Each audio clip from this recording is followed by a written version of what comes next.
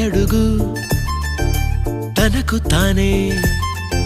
సాగింది నీ వైపు నా మాట విన్నంటూ నేనాపలేనంతగా భయపడకు